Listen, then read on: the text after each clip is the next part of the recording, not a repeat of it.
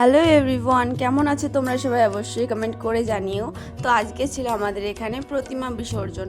অনেক জায়গাতে ঠাকুর 2-3 দিন করে এক্সট্রা রেখে দেয়, তো আমাদের এদিকে একদিনের নিয়ে এক্সট্রা ঠাকুর রাখা হয়েছিল। আর আজকে আমাদের এখানে লাস্ট পুজো ছিল। আর আজ না আমি আমার ভাগ্নিকে 100 টাকা দিয়েছিলাম ওর মন পছন্দ কিছু জিনিস কেনার জন্য ওকে। আর আমি যতটুকু পেরেছি ততটুকুই দেওয়ার চেষ্টা করেছি, আর সেটা দিয়ে ও কিছু কিছু জিনিস কিনলো। আর একটা আইসক্রিম কিনে আমাকে একটা হাম্পি দিয়ে দিল। প্রতি বছর না আমার এটা মেনে নিতে খুব কষ্ট হয় যে পুজো এসে আবার চলেও গেল, এইটা ভাবতে না খুবই কষ্ট লাগে। আমার মনে হয় যেন এই তো কালকে মাকে আনা হলো আর আজই মা চলে যাচ্ছে, এখন বিদায় বেলা, খুবই কষ্ট লাগে। আর বিসর্জনের দিন এখানে খুব সুন্দর ডান্স হয়, মানে প্রতিটা পাড়াই হয়। মাকে যখন বিসর্জন দেওয়া হয় তার আগে অনেকক্ষণ ডান্স করা হয়। কিছুক্ষণ ডান্স করার পর মাকে তোলা হচ্ছিল গাড়িতে। প্রতি বছর মাকে বিসর্জন দেবার সময় আমি সঙ্গে করে যাবই, নাহলে আমার একদমই ভালো লাগে না।